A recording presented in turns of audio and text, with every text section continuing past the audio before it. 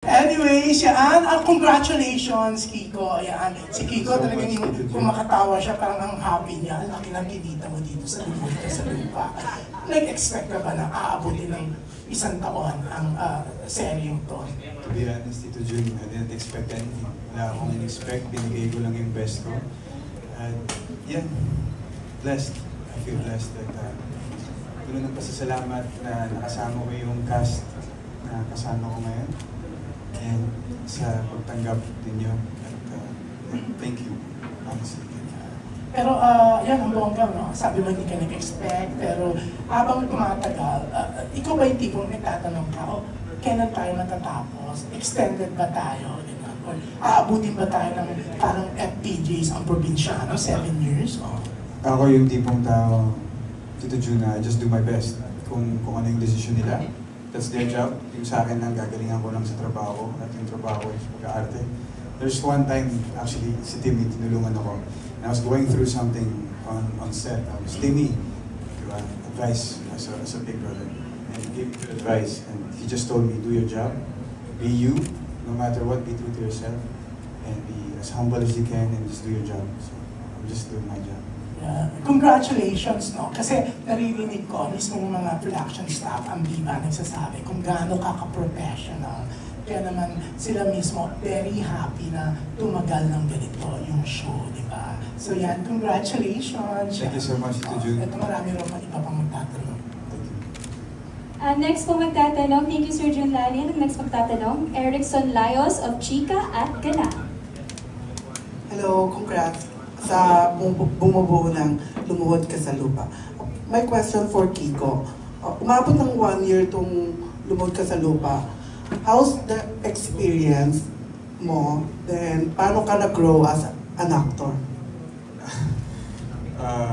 Experience, sobrang saya, sobrang challenging. Naramdaman ko lahat ng emotions na kailangan mong maramdaman. Thankful and grateful to have this cast kasi hindi nila ako pinabayaan. My directors, hindi ako pinabayaan. My production. Actually, second day of shoot, I already rolled my ankle. Tapos may isang take na I really wanted to do the shot kasi may explosion, tapos tatalon ako. Hindi talaga ako pumayag na hindi ko gawin yung shot na I took Advil. Pero they took care of me. Diba? The point is they took care of me, but I wanted to give my best. And this Lumuhod Ka sa Lupa, ito yung project na lahat binigay yung best, and it's a collection of beautiful actors working together, and the addition of Riza was needed in the end. And you could have asked for anyone better. So, thank you. Maraming salamat. Thank you Sir Erickson Layos of Chika at Ganap. At susunod po magtatanong, Miss Evelyn Diao of Action News. Hi, I'm Evelyn Diao from Kabayan, and that's Files and Pinoy Action News. My question is for Riza. Hi po. Hello. Ganda ng wig mo. Hindi po ako sanay. Okay, my question is, yung sa lahat ng expression at portrayal na ginawa mo dito sa Lumuhod Ka sa Lupa, yes, Huling Yugto, I'm sure you met a lot of challenges and along the way. And kung ano pang mga siguro pinagdaanan mo. So, ano ang mga challenges and rewards na natutunan mo or na ang mga challenges na na-meet mo at ang rewards na nakuha mo sa transformation ng iyong character? Kasi una po, yung si Christine po yung character ko, medyo pag unang pasok na, bad talaga siya. Kasi tinutulungan niya po yung character ni Cupcake.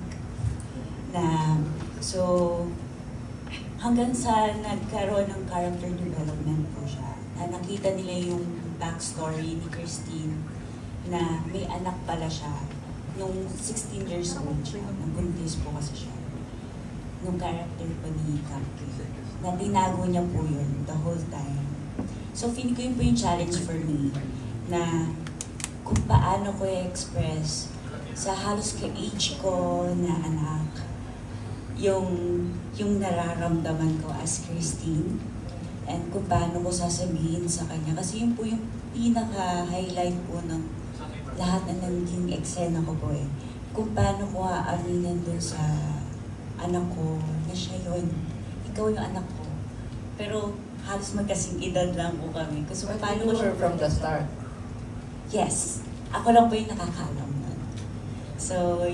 So yun po yung pinakamabigat for me na dinala ko po yun the whole time. Yung character na yun na may dala-dala siyang ganung kabigat na kailangan niya nang ilabas, hindi niya mailabas kasi hindi niya alam kung tatanggapin ba siya or hindi. Ganun po. So, sa tulong din po ng mga co-actors ko, ayan, silang lahat. So, hindi po sila madamot sa eksena. Talagang nagbibigayan po kami kapag dating sa mga mabibigat na eksena. Hindi po namin iniiwanan yung bawat isa. Kaya po siguro, gano'n na rin kalakas sa mga tao. And sobrang thankful ako na sobrang ni-welcome po ako ng mga manonood ng Lumuhod Ka sa Lupa. So yun ang reward mo? Yes po. Okay. Thank you so much. Thank you so much, Miss Evelyn Diao. And our next question is coming from Miss Janice Navida of Bulgar. Hi, good afternoon. First, congratulations to the whole team kasi umabot ng 1 year, di ba? Sa ngayon, parang sa dami ng teleserye, bihira na yung maabot talaga ng 1 year. So, congratulations. Kaya yung question ko, I'm just wondering bakit kasi nung nilaunch to, nandun si Sara Labati. So, siguro sa tagal, ang dami nang nabawas. Sila Heaven, parang wala na rin yata. May we know kung bakit nawala yung main character like si Sara na leading lady mo, di ba, nung nag-start ito? Sino kayo pwedeng sumagot? From the production? Or hindi kasi masagot ni June Lally. Sinadirect pa nasa likod po. Direct. I think this is a question suited for production or our director. Or management. Wala. Makasagot. Or hindi, like kasi kung sa sarili kong pananaw, sa lahat naman ng kwento, minsan meron kang kinakailangan na gawin ng mga sacrifices. So feeling ko naman like both ends nagkasundo naman. And like parang minsan hindi may iwasan na talagang matatapat sa'yo or parang base sa tinatakbo ng kwento, yun na talaga yung pupuntahan para like kumbaga umandar yung kwento. Otherwise, di ba, magiging stale siya, stagnant, di ba?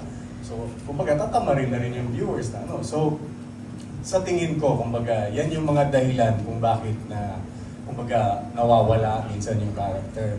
Actually, ako kinabahan ako kasi nabaril ako sa ulo. Kala ko katapusan ko na nun parang nagsisimula pa lang. So, di ba, salamat sa TV5 at sa Viva Films. Di ba? Kala ko nervous ako, parang atakihin ako ulit sa puso. Pero praise the Lord! Yun, kumbaga, umabot ako hanggang sa anibersaryo ng Lumuhod Ka sa Lupa. So, siguro kahit pa paano, yun yung... Pero namatay ba yung character niya dito? Siya, namatay. Mercy passed away. We had a whole week showing it. Yung next question ko kay Kiko, since nagbida ka na dito, after this, meron bang plan na magkaroon ka ng follow-up ng serye? Or ano bang plano, magpapahinga ka ba muna? And kung meron mang darating, magiging choosy ka na ba sa role? Kailangan ba ikaw ng bida? Or okay pa rin sa'yo to do supporting roles? We'll see. I'm excited for what the future holds. And kung ano man yung bigay nila sa akin, we'll see. Hindi naman ako maarte. I was never maarte. And wait for something. I'm working on something special. So, ang importante sa'yo yung role, kahit ano siya. Yeah. I'm thinking about legacy now. The next one. I promise you. Last na lang kay Cupcakes regarding Yes, Versosa. Cupcake. Okay, excuse me, maidugtong ko lang, di ba? Yung tipo kasi ni Kiko, bibidahin yan. Yung support, sa akin yun na lang bigay. Di ba? Hindi totoo yan. Hindi totoo yan. Bibidahin pa to, mahaba pa yung lalakbay niya. Di ba? Ayan kay Sir Garnish ka kay Sid yung question ko. Since mas senior naman kayo kay Kiko, paano nyo siya i-describe? Sabi nyo nga, pang lead role talaga na siya at yung kanyang pagiging actor, paano nyo i-describe? Well, obviously he's already gotten the package, right? Like physically, the language, he speaks both languages very well. He's got the face, he's got the height, the voice, everything's there. He's got the accent. Aura going, right? I give you money later. I'm actually gonna give him 1,000. Parang sobrang naging friends kayo I got it. Sorry, nakalimutan ko na yung tanong ko. Ano pa? Paano mo nakilala si Kiko? No, to describe him, he's like, I think he's a fireball, man. Like if I'm going to describe kung ano talaga, like in a word, like the craft to him is, he's just passionate 100%. Like it's almost too much. Sumobra? Hindi naman sumobra, sabi ko almost. Almost too much. But he's one of the most passionate people I've ever met in the industry. And that makes it inspirational, it makes it fun. So it makes the job so much easier. Parang nag-blush yung Kiko, That's my idol. Siguro isang common denominator namin, Mama's Boy. So sabi ko, syempre, diba, basta Mama's Boy, won't go wrong. And then sabi ko nga sa kanya, nakikita ko yung kabataan ko sa kanya, pero syempre mas malakas yung sex appeal niya sa akin. Kumbaga, napaglipasan na ako eh. Pero, teka, ipapamana ko na sa'yo yung pagiging machete. Sasabihin mo, diba?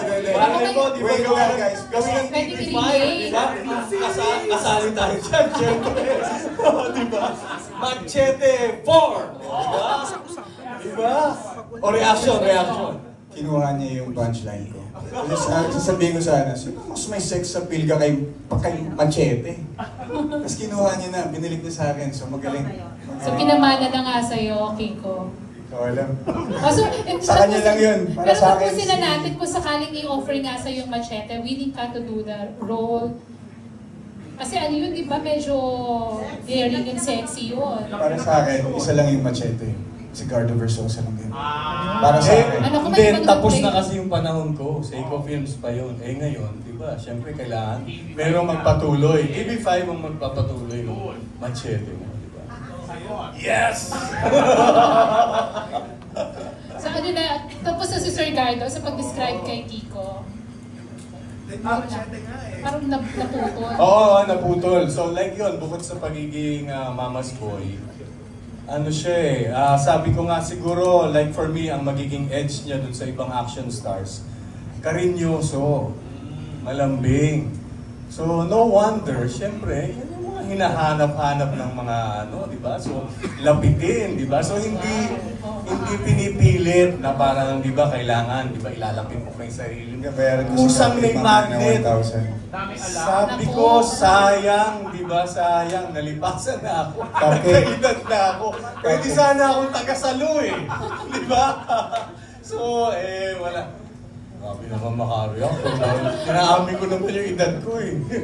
Hindi, so, yun nga. So, maraming mga ano, and then like acting-wise, palagi siyang open. So, yun yung kagandahan, di ba? Kumbaga, he's always like, just what you said, he's a fireball. So he's always on fire, he's always on his toes.